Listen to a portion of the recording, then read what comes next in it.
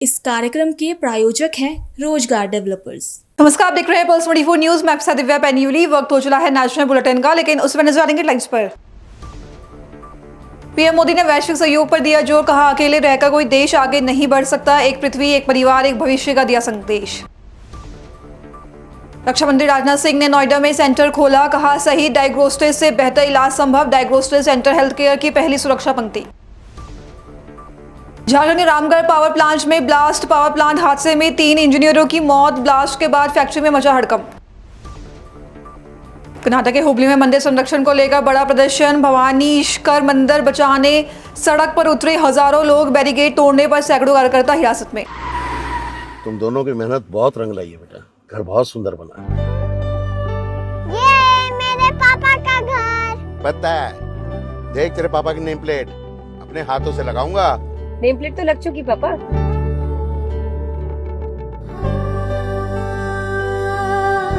असल मेहनत तो आपने की है पापा, मुझे इस काबिल बनाने के लिए। वो जिंदगी भर किराए के मकान में रहे, लेकिन तो आज ये घर मेरा नहीं, ये है मेरे पापा का घर।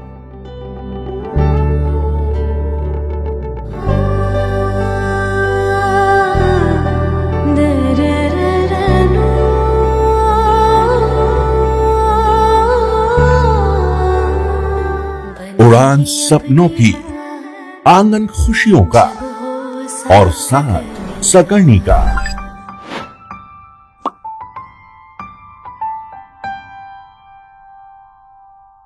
साठ वर्षों से आपके साथ मनोरंजन और संस्कार का संगम, जाह्नवी मैगजीन।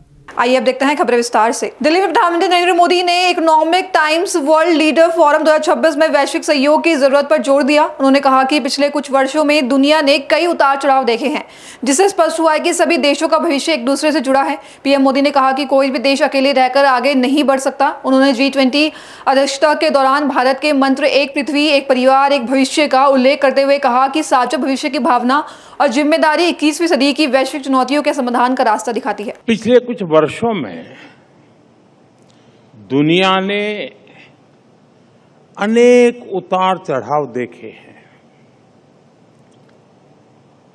और इन अनुभवों ने एक बात बहुत स्पष्ट कर दी है, कोई चाहे या न चाहे, हर देश का भविष्य, उसका फ्यूचर एक दूसरे से जुड़ा हुआ ही है। आइसोलेशन में कुछ संभव नहीं है।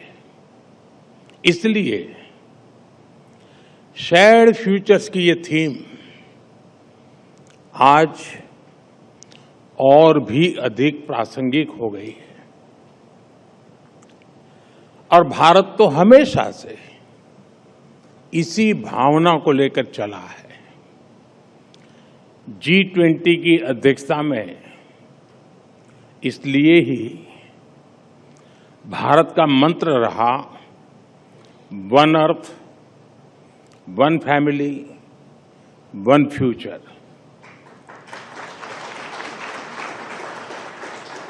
शेयर्ड फ्यूचर की ये भावना और इसके साथ जुड़ा दायित्व बोध 21वीं सदी के इस विश्व की अनेक समस्याओं का समाधान देता है। साथियों, दुनिया में ग्रोथ को लेकर के कई तरह की चिंताएं हैं। दुनिया ने बड़ा भयंकर एक रूप देखा है इन दिनों। रिसोर्सेज का वेपनाइजेशन हो रहा है। अविश्वास का वातावरण विश्व के लिए अनेक नई चुनौतियां लेकर के आ रहा है। लेकिन ऐसे समय में भी दुनिया भारत को ग्रोथ और होप के ब्राइट स्पॉट के रूप में देख रही है। उत्तर प्रदेश के नोएडा में रक्षा मंत्री राजनाथ सिंह ने महाजन इमेजिंग एंड लैब के इंटीग्रेटेड डायग्नोस्टिक सेंटर का उद्घाटन किया। इस अवसर पर उन्होंने आधुनिक स्वास्थ्य सेवाओं और सटीक बीमारी की पहचान के महत्व पर जोर दिया। राजनाथ सिंह ने कहा कि बदलती जीवन शैली और रहन सहन के कारण दुनिया में कई तरह की नई स्वास्थ्य चुनौतियां सामने आ रही है। उन्होंने कहा कि किसी बीमारी का उपचार शुरू करने से पहले उसकी सही पहचान बेहद जरूरी है। बिना सटीक डायग्नोसिस के मरीज को सही इलाज उपलब्ध करना संभव नहीं है। रक्षा मंत्री ने कहा कि ऐसे में आधुनिक डायग्नोस्टिक सेंटर स्वास्थ्य व्यवस्था में महत्वपूर्ण भूमिका निभाते हैं। उन्होंने इन्हें हेल्थ केयर की पहली लाइन ऑफ डिफेंस बताया। मैं मानता हूं कि यह कार्यक्रम मुझे एक अवसर देता है जहां प्रदेश और देश की हेल्थ केयर इंफ्रास्ट्रक्चर और डायग्नोस्टिक इनोवेशन और पेशेंट सेंट्रिक मेडिसिन के भविष्य पर कुछ बातें कर सकते हैं। वैसे कुछ बातें डॉक्टर महाजन ने भी रखी हैं। और साथियों, इस अवसर को केवल एक नई बिल्डिंग या एक नई लैब के ओपनिंग के रूप में नहीं देखा जाना चाहिए।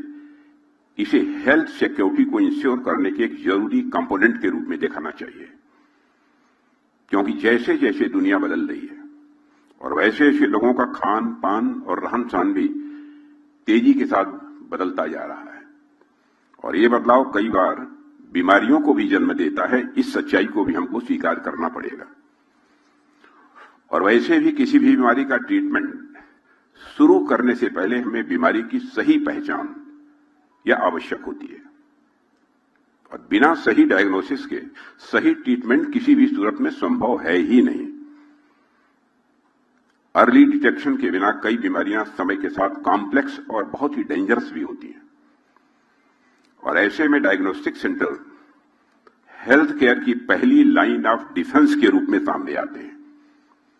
डिफेंस इस वर्ड का प्रयोग मैं इसलिए कर रहा हूं कि मैं स्वयं डिफेंस मिनिस्टर हूं और आज शुरू हो रहा यह सेंटर भी इसी प्रकार बीमारियों का अर्ली डिटेक्शन करके हमें समय पर एक्शन लेने में मदद करेगा।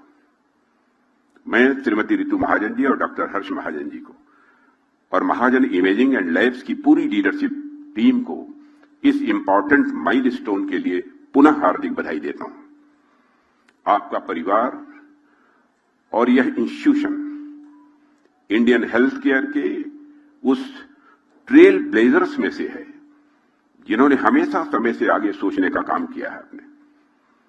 आपने न केवल एक सक्सेसफुल बिजनेस खड़ा किया है बल्कि भारत के डायग्नोस्टिक लैंडस्केप को बदलने में भी आपने बहुत ही महत्वपूर्ण भूमिका का निर्वाह किया है। और साथियों, जब भारत में एडवांस डायग्नोस्टिक इमेजिंग अच्छे से डेवलप भी नहीं हुई थी, जब एमआरआई सीटी स्कैन जैसी टेक्नोलॉजीज भी लिमिटेड थी, तब आपने देश की पहली प्राइवेट एमआरआई फैसिलिटी में से एक की स्थापना की थी। झारखंड के रामगढ़ में बरकागाना ओपी क्षेत्र के हेहल स्थित छिन्नमस्तिका सीमेंट एंड इस्पात के पावर प्लांट में अचानक जोरदार ब्लास्ट हो गया, जहां हादसे में प्लांट में कार्यरत 3 इंजीनियरों की मौत हो गई, जबकि एक इंजीनियर गंभीर रूप से घायल है। घायल को बेहतर इलाज के लिए रांची के देवकमल अस्पताल भेजा गया है। दरअसल मृतकों की पहचान बोकारो के जागेश्वर निवासी विनीत महतो, धनबाद के संजीव केसरी और गढ़वा के नगर उंटारी निवासी अभिषेक पांडे के रूप में बताई जा रही है। वहीं हजारीबाग के एक तरुण रवानी घायल है। हादसे के बाद फैक्ट्री परिसर में अफरा तफरी मच गई, जिसके बाद मजदूरों में आक्रोश का माहौल है। साथ ही परिजन उचित मुआवजे की मांग कर रहे हैं। इस दौरान बरकागाना ओपी प्रभारी उमाशंकर वर्मा पुलिस टीम के साथ मौके पर पहुंचे और जांच शुरू की गई। बता दें, प्रारंभिक जानकारी में अत्यधिक तापमान प्रोटेक्शन सिस्टम फेल होना और टरबाइन ओवर स्पीड को ब्लास्ट की संभावित वजह बताया जा रहा है। कर्नाटक की हुबली में भवानी शंकर मंदिर और पुष्करणी स्थल के संरक्षण को लेकर विरोध प्रदर्शन तेज होता गया है। हम सब हिंदू हैं, हम सब एक हैं के नारे के साथ हुए प्रदर्शन में हजारों लोगों ने हिस्सा लिया, जहां विधायक अरविंद बोलाड, प्रदीप शेट्टार, विधायक महेश टेंगनाकाई, श्री राम सेना के राष्ट्रीय अध्यक्ष प्रमोद मुथालिक और संरक्षण समिति के नेतृत्व में प्रदर्शन किया गया। दरअसल पुलिस ने प्रदर्शन को रोकते हुए बैरिकेड पार करने की कोशिश कर रहे सैकड़ों कार्यकर्ताओं को हिरासत में लिया, जहां पुष्करणी संरक्षण समिति ने चन्नापेट के असर होंडा रोड पर भजन और नारों के साथ विरोध जताया। प्रदर्शन के दौरान प्रमोद मुतालिक ने प्रशासन और पुरातत्व विभाग पर लापरवाही के आरोप लगाए। उन्होंने कहा कि मंदिर और पुष्करणी की सुरक्षा सुनिश्चित होने तक संघर्ष जारी रहेगा। वहीं हिंदू नेता जय तीर्थ खट्टी ने भी स्थल की खुदाई और संरक्षण की मांग की। साथ ही उन्होंने कहा कि सड़क निर्माण के बाद स्थल को लेकर विवाद बड़ा है और कार्यकर्ता पीछे नहीं हटेंगे। ಇದು ಬಹಳ ವರ್ಷ ಹೋಗಲ್ಲ, ಎಲ್ಲ ಕಿತ್ತು ಬಿಸಾಕಿ ರಸ್ತೆ ಅಲ್ಲ ಪುಷ್ಕರಣಿ ನೀರು ಸಹಿತ ಎಲ್ಲರೂ ಸ್ನಾನ ಮಾಡಿ ದೇವಸ್ಥಾನಕ್ಕೆ ಹೋಗುವಾಗ ಮಾಡುವಂತ ಹಾಗಾಗಿ ಇವತ್ತಿನ ದಿನ ಎಲ್ಲರೂ ಶಾಂತ ರೀತಿಯಿಂದ, ಇವತ್ತು ಶಾಂತಿ ನಾಳೆ ಕ್ರಾಂತಿ, ಸೊ ಶಾಂತಿಯ ಆ ಪಾಠ ಇರೋದೇ ಮುಂದಿನ ಕ್ರಾಂತಿಗೋಸ್ಕರ ಅಂತ ನೆನಪಿಟ್ಕೊಳ್ಳಿ. ಇದ್ರ ಯಾವುದು ಬಗ್ಸಕ್ಕಾಗೋದಿಲ್ಲ. ನಿಮ್ಮ ಪೊಲೀಸರ ಲಾಠಿ ಗೋಳಿ ಜೈಲು ಯಾರಿಗೂ ಬಗ್ಸಕ್ಕಾಗೋದಿಲ್ಲ. ನಾವು ನಿಂತ್ಕೊಂಡಿದೀವಿ, ನಿಲ್ತೀವಿ. ಬರೇ ಈಗ ಸಾಂಕೇತಿಕವಾಗಿ ಬಂದಿದ್ದೀವಿ. ಮನೆ ಮನೆಗೆ ಹೋಗಿ ಪೊಲೀಸರು ಹೆದರಿಸಿದ್ದಾರೆ. ಯಾಕೆ ನಿಮಗೆ ಬೇರೆ ಕೆಲಸ ಇಲ್ಲೇ? ನಿಮಗೆ ಗಾಂಜಾ ಕಾಣಿಸ್ತಾ ಇಲ್ಲೇ? ನಿಮಗೆ ಡ್ರಗ್ ಕಾಣಿಸ್ತಾ ಇಲ್ಲೇ? ನಿಮಗೆ ಲವ್ ಜಿಹಾದ್ ಕಾಣಿಸ್ತಾ ಇಲ್ಲೇ? ನಿಮಗೆ ನಮ್ಮ ಮನೆಗಳಿಗೆ ಹೋಗಿ ಇವತ್ತು ಹೆದರಿಸುವಂತ ಪ್ರಯತ್ನ ಮಾಡ್ತೀರಿ ನೀವು. ನೀವ್ಯಾರ್ರಿ ಹೆದರ್ಸೋರು? ನೀವು 500 ಮೀಟರ್ ಹಾಕಿದ್ರಲ್ಲ ಸಾಕಲ್ಲ ನಿಮಗೆ? ಅದನ್ನು ಬಿಟ್ಟು ಮನೆ ಮನೆಗೆ ಹೋಗಿ ಹೆದರ್ಸೋದಾ? ಯಾವ ಹೆದರಿಕೆಯಿಂದ ಬೆದರಿಕೆಯಿಂದ ಇಲ್ಲಿ ಇದ್ದಂತಹ ಹಿಂದೂಗಳು ಹೆದರುವುದಿಲ್ಲ ಅಂತ ನೆನಪಿಟ್ಕೊಳ್ಳಿ. ಸೊ ಆ ಹಿನ್ನೆಲೆಯಲ್ಲಿ ಇವತ್ತಿನ ಭಾಗವಹಿಸಿದಂಥವ್ರು ಎಲ್ಲರೂ ಕೂಡ ಮುಂದಿನ ಕ್ರಾಂತಿಗೆ ನಾವೆಲ್ಲ ಸಿದ್ಧ ಆಗಬೇಕು ಅಂತನ್ನುವಂಥದ್ದು ಹೇಳಿ ನಾವು ನಮ್ಮ ಸಂಚಾಲಕರಿಗೆ ಮತ್ತು ಸಂರಕ್ಷಣಾ ಸಮಿತಿಗೆ ಸಂಪೂರ್ಣವಾದಂತಹ ಸಹಕಾರವನ್ನು ಕೊಡಬೇಕು ಅಂತ ಹೇಳಿ ನನ್ನ ಮಾತನ್ನು ಮುಗಿಸ್ತೇನೆ. 500 ಮೀಟರ್ ಅಂತರದಲ್ಲಿ ಅಂತ ಏನ್ ಮಾಡಿದಾರಲ್ಲ, ಅವತ್ತೇ ಪುಷ್ಕರಣಿಯ ಸಂಬಂಧಪಟ್ಟ ಹಾಗೆ ಕಟ್ಟುತ್ತಾ ಇರುವಂತ ಇವತ್ತು ಅಲ್ಲಿ ರಸ್ತೆ ಮಾಡ್ತಾ ಇರುವಂತ ಸಂದರ್ಭದಲ್ಲಿ ಇದನ್ನೇ ಪೊಲೀಸರು ಅಲ್ಲಿ ಹಾಕಿದ್ರೆ ಇವತ್ತಿನ ಗಲಾಟೆ ಗೊಂದಲ ಅಥವಾ ಇದಾಗ್ತಾ ಇರಲಿಲ್ಲ ಅಂತ ನೆನಪಿಟ್ಕೊಳ್ಳಿ. ಸೊ ಇವರು 3 ಜನ ಕಾರಣಕರ್ತ ಇದ್ದಾರೆ. ಮೊದಲು ಇವರು 3 ಜನರ ಮೇಲೆ ಕ್ರಮ ತಗೊಳ್ಬೇಕು ಅಂತನ್ನುವಂಥದ್ದು ಹೇಳ್ತೀನಿ. ಎರಡನೇ, ಇಲ್ಲಿ ಪುಷ್ಕರಣಿ ದೇವಸ್ಥಾನ ಭೂಮಿ ಇದನ್ನು ನುಂಗುವಂತಹದ್ದು ಈಗಲ್ಲ. ನಾವು ಅವತ್ತು ಅವ್ರು ಹೇಳಿದ್ವಿ ಈ ರಸ್ತೆ ಸಂಪೂರ್ಣ ಅಕ್ರಮವಾಗಿದೆ. ಪೊಲೀಸ್ ಕಮಿಷನರ್ ಹೇಳಿದ್ವಿ ಈ ರಸ್ತೆ ಸಂಪೂರ್ಣ ಅಕ್ರಮ ಆಗಿದೆ, ಇದನ್ನ ತೆಗಿಬೇಕಂತ. ನನಗೆ ದುರ್ದೈವ ಅನ್ಸೋದೇನಂದ್ರೆ ಇಲ್ಲೆಲ್ಲ ಖಾಕಿ ಹಾಕೊಂಡಿರುವಂತ ಎಲ್ಲಾ ಪೊಲೀಸ್ ಅಧಿಕಾರಿಗಳು ಅವರು ನಾಚಿಕೆಯಿಂದ ತಲೆ ತಗ್ಗಿಸ್ಬೇಕು. ಯಾಕಂದ್ರೆ ನಾವು ಮಾಡ್ತಾ ಇರೋದು ದೇಶದ ಕೆಲಸ, ನಾವು ಮಾಡ್ತಾ ಇರೋದು ಧರ್ಮದ ಕೆಲಸ. ಈ ದೇಶದ ಪ್ರಾಪರ್ಟಿ ಉಳಿಸ್ರಿ ಅಂತ ಹೇಳಿದ್ರೆ ಇವರೆಲ್ಲರೂ ಅನ್ಯಾಯದ ಪರವಾಗಿ ಬಂದು ನಿಲ್ತಾರಲ್ಲ, ಅವರು ನಾಚಿಕೆಯಿಂದ ತಲೆ ತಗ್ಗಿಸ್ಬೇಕು ಅಂತ ಹೇಳ್ತಾ ಇದ್ದೀನಿ ನಾನು. ಅವರು ನಮ್ಮನ್ನ ಬಂಧಿಸ್ತೀವಿ ಅಂತ ಹೇಳ್ತಾರೆ. ಅವರು ನಿಜವಾಗಿಯೂ ಬಂಧಿಸಬೇಕಾಗಿದ್ದು ಅಕ್ರಮವಾಗಿ ಟೆಂಡರ್ ಮಾಡಿರುವಂತ ಅಧಿಕಾರಿಗಳನ್ನ, ಅಕ್ರಮವಾಗಿ ಅನುಮತಿ ಇಲ್ಲದೆ ಮಾಡಿರುವಂತ ಟೆಂಡರ್ಗಳನ್ನ, ಅಲ್ಲಿ ಅಧಿಕಾರಿಗಳನ್ನ ಬಂಧಿಸೋದು ಬಿಟ್ಟು ನಮ್ಮಂತ ಸಾಮಾನ್ಯ ಜನರ ಮೇಲೆ ಇಲ್ಲಿ ನೋಡ್ರಿ ಪ್ರತಿಬಂಧಕಾಜ್ಞೆ ಹಾಕುವ ಅವಶ್ಯಕತೆ ಇತ್ತ? ಇಲ್ಲಿ ಸಾಮಾನ್ಯ ವ್ಯಕ್ತಿಗಳ ಓಡಾಡಲಿಕ್ಕೆ ಬಂದ್ ಮಾಡಿ ಅಂತಾರೆ. ಇಲ್ಲಿ ಹೆದರಿಸ್ತಾರೆ, ರಾತ್ರಿ ಫೋನ್ ಮಾಡ್ತಾರೆ, ಬೆಳಗ್ಗೆ ಫೋನ್ ಮಾಡ್ತಾರೆ. ಇಲ್ಲಿ 500 ಮೀಟರ್ ಪ್ರತಿಬಂಧಕಾಜ್ಞೆ ಹಾಕಿದ್ರೆ ಅದರ ಅನೌನ್ಸ್ಮೆಂಟ್ ಎಲ್ಲ ಮಾಡಬೇಕಾಗಿತ್ತು. ಶಶಿಕುಮಾರ್ ಅವರೇ, ಗಾಜಿಬಾನ್ ಪೇಟ್ನಾಗ ಅನೌನ್ಸ್ ಮಾಡಿಸ್ತೀರಿ, ನೀವು ವಿದ್ಯಾನಗರದ ಬಂದು ಅನೌನ್ಸ್ ಮಾಡಿಸ್ತೀರಿ. ಬೆಳಗ್ಗೆಯಿಂದ ಮಧ್ಯಾಹ್ನವರೆಗೆ ನಮ್ಮ ಮನೆಗೆ ಬರ್ಲಿಕ್ಕತ್ತೀರಿ ಪೊಲೀಸರು. ಗಾಡಿ ತಗೊಂಡು ನನ್ನಿಂದ ಬೆನ್ನ ಹತ್ತೀರಿ. ನಾ ಯಾರನ್ನೂ ರೇಪ್ ಮಾಡಿಲ್ಲ, ನಾ ಯಾವುದೇ ಭ್ರಷ್ಟಾಚಾರ ಮಾಡಿಲ್ಲ. ನಾನು ಧೈರ್ಯದಿಂದ ಹೇಳ್ತೀನಿ, ನಾ ಇದನ್ನ ಮಾಡೇ ಮಾಡ್ತೀನಿ. ಆದರೆ ನೀವು ಯಾವ ಕೆಲಸ ಮಾಡ್ತಾ ಇದ್ದೀರಿ ಸ್ವಲ್ಪ ತಲೆ ವಿಚಾರಣೆ ಮಾಡೋಕ್ಕಾಗ್ಯದ. ಹೀಗಾಗಿ ಈ ಹೋರಾಟ ಇದು ನಿರಂತರ, ಎಲ್ಲಿಯವರೆಗೆ ಆ ಪುಷ್ಕರಣಿಯ ಉತ್ಖನನ ಆಗೋದಿಲ್ಲ. ನಮ್ದು ಬೇಡಿಕೆ ಬಹಳ ಸ್ಪಷ್ಟ ಇದೆ. ಆ ರಸ್ತೆ ಮಾಡಿದ್ದನ್ನ ತೆಗಿಬೇಕು, ಮೊದಲೇ ಬೇಡಿಕೆ. ಎರಡನೇ ಬೇಡಿಕೆ, ಅಲ್ಲಿ ಯಾವುದು ಹೊಂಡ ಅಂತ ಜಾಗ ಅವರು ಮಾರ್ಕ್ ಮಾಡಿದಾರೋ ಆ ಹೊಂಡದ ಜಾಗೆಯನ್ನ ಉತ್ಖನನ ಮಾಡಬೇಕು. ಸೈಂಟಿಫಿಕ್ ಆಗಿ ಉತ್ಖನನ ಮಾಡ್ರಿ. ಉತ್ಖನನ ಆಗಿರುವಂತಹ ಆ ಜಾಗೆಯಲ್ಲಿ ಪುರಾತತ್ವ ಇಲಾಖೆಯ ಪುರಾತನ ಸಂಸ್ಕೃತಿ दिल्ली में भाजपा सांसद संबित पात्रा ने वंदे मातरम की 150वीं जयंती को लेकर कांग्रेस पर गंभीर आरोप लगाए। उन्होंने कहा कि 15 अगस्त 2026 को लाल किले परिसर में वंदे मातरम के सभी 6 स्टैंजा का गायन हुआ, लेकिन कांग्रेस कार्यालय में केवल 2 स्टैंजा के बाद इसे रोक दिया गया। पात्रा ने दावा किया कि उस दौरान सोनिया गांधी और राहुल गांधी वहां मौजूद थे। उन्होंने कहा कि 19 अगस्त को कांग्रेस कार्य समिति की बैठक में केवल 2 स्टैंजा गाने का प्रस्ताव रखा गया। पात्रा ने सवाल उठाया कि 1937 में वंदे मातरम के केवल 2 स्टैंजा का सीमित करने का फैसला किन परिस्थितियों में लिया गया था। उन्होंने कांग्रेस के इस रुख पर सवाल खड़े करते हुए इसे राजनीतिक मुद्दा बताया। और जैसा कि आपको विदित है, आज भारतीय जनता पार्टी के माननीय राष्ट्रीय अध्यक्ष श्री नितिन नवीन जी की टीम की घोषणा के पश्चात आज पहली पदाधिकारी बैठक प्रातः संपन्न हुआ है भारतीय जनता पार्टी के मुख्यालय में, और अभी भी बैठकों के सिलसिले जारी है। और यह जो पहला पदाधिकारी बैठक माननीय नितिन नवीन जी का हुआ है, उसमें पहला रिजोल्यूशन, पहला प्रस्ताव भारत के गौरव, भारत के सम्मान और जिन लोगों ने, जिन हुतात्माओं ने अपना बलिदान दिया है भारत की स्वतंत्रता के लिए, वैसे महामंत्र वंदे मातरम के सम्मान में यह प्रस्ताव जारी हुआ है। आप सभी जानते हैं कि पिछले कुछ महीनों में वंदे मातरम को लेकर कुछ ऐतिहासिक निर्णय हुए। यह वर्ष वंदे मातरम का 150वां, एक तरह से कहा जाए तो जयंती सालगिरह मनाया जा रहा है। हिंदुस्तान के कोने कोने में वंदे मातरम के प्रति सम्मान, उसके प्रति भाव, उसके प्रति एक भावनात्मक जुड़ाव देखने को मिल रहा है।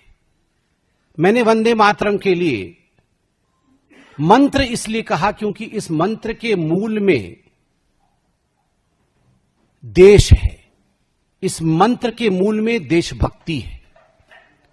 पहली बार भारत के इतिहास में, मैं धन्यवाद देना चाहूंगा एनडीए की सरकार को, मैं धन्यवाद देना चाहूंगा माननीय नरेंद्र मोदी जी को, जो एनडीए की सरकार का अगुवाई कर रहे हैं। पहली बार भारत के इतिहास में 15 अगस्त 2026 को संपूर्ण वंदे मातरम का 6 स्टैंजास जिसमें हैं, 6 पद जिसमें हैं, संपूर्ण वंदे मातरम का पठन, उसका गायन लाल किले के परिसर में हुआ। यह एक नया इतिहास बना। सूर्योदय के साथ हमने संपूर्ण वंदे मातरम को सुना, सराहा, नमन किया, तो सूर्य अस्त होते होते 15 अगस्त 2026 को सोशल मीडिया और मीडिया के माध्यम से कांग्रेस के कार्यालय में जो कुकृत्य हुआ, उसको भी हमने देखा। हमने देखा कि किस प्रकार से जब कांग्रेस की पूर्व अध्यक्षा आदरणीय सोनिया गांधी जी, कांग्रेस के पूर्व अध्यक्ष आदरणीय श्री राहुल गांधी जी, उनकी मौजूदगी में जब तिरंगा लहराया जा रहा था, फहराया जा रहा था, उस समय जब वंदे मातरम शुरू हुआ, आरंभ हुआ। कोलकाता में पश्चिम बंगाल सरकार की शहरी विकास मंत्री अग्निमित्रा पॉल ने अन्नपूर्णा योजना को लेकर सरकार की योजनाओं और लाभार्थियों पर जानकारी दी। उन्होंने दावा किया कि योजना के तहत 1 करोड़ 40 लाख महिलाओं को 3,000 रुपए दिए गए हैं। पॉल ने कहा कि ममता बनर्जी सरकार ने पहले महिलाओं को 500 रुपए देने की शुरुआत की थी, जिसे चुनाव से पहले बढ़ाकर 1,500 रुपए कर दिया गया। उन्होंने दावा किया कि उनकी सरकार ने 3,000 रुपए की राशि दी, लेकिन इसका पर्याप्त प्रचार नहीं हुआ। पॉल ने कहा कि जिन पात्र महिलाओं को अब तक राशि नहीं मिली है, उनकी जानकारी जुटाकर आवश्यक कार्रवाई की जाएगी। आप लोग सिर्फ नेगेटिव वाला प्रचार करते हैं। कोई 1 करोड़ 35-40 लाख महिला को दिया गया है 3,000 करके। ममता बनर्जी का सरकार तो 500 रुपया करके शुरू किए थे और खत्म किए ठीक इलेक्शन का, पहले इलेक्शन का वोट मिलने के लिए 1,500। और हम लोग जो 3,000 दिए, इसका तो प्रचार नहीं हो रहा है। और जो कुछ जो योग्य है, जो नहीं मिला है, उसको हम लोग देखेंगे। हम कल भी मेदिनीपुर में बोला है, आप लोग जाके वीडियो एसडीओ को दीजिए, हम लोग वेरीफाई करेंगे। हम माननीय मुख्यमंत्री को बोलेंगे 3rd पार्टी देकर रीवेरिफिकेशन किया जाए, क्योंकि शोषेर मध्य भूत आछे, ऐसा हम लोग का एक शब्द है बंगाल में, कि अंदर में भूत घुसा हुआ है, टीएमसी का भूत। जो योग्य है 3 तला 4 तला बिल्डिंग 4 ठो गाड़ी उसको दे रहे, लेकिन जो गरीब है हमारे उसको नहीं दिया जा रहा है। इसके लिए और भी विरोध उठ रहे। तो टाइम दीजिए, हम लोग को अगर इच्छा नहीं होता तो नहीं देते। और भी बहुत तरीका है वोट मिलने के लिए, लेकिन देने का इच्छा है माँ बहन को, इसीलिए दिए माननीय मुख्यमंत्री, माननीय प्रधानमंत्री। थोड़ा सा धैर्य रखिए, चित्कार और रोना और ये सब करने से नहीं होगा, थोड़ा सा हम लोग को समय दीजिए। अभी के लिए बस इतना ही। खबरों के लिए बने रहे पल्स 24 न्यूज के साथ। तब तक के लिए नमस्कार। तुम दोनों की मेहनत बहुत रंग लाई है बेटा, घर बहुत सुंदर बना है। ये मेरे पापा का घर। पता है, देख तेरे पापा की नेम प्लेट अपने हाथों से लगाऊंगा। नेम प्लेट तो लग चुकी पापा।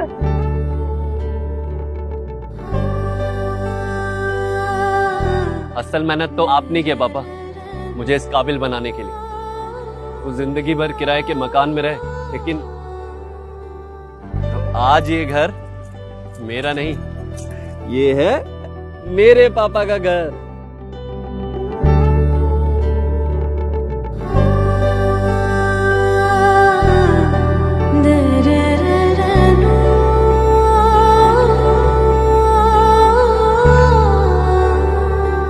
उड़ान सपनों की, आंगन खुशियों का और साथ सकर्णी का।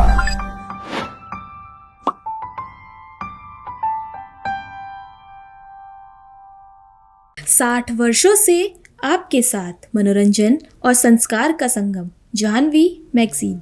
इस कार्यक्रम के प्रायोजक थे रोजगार डेवलपर्स।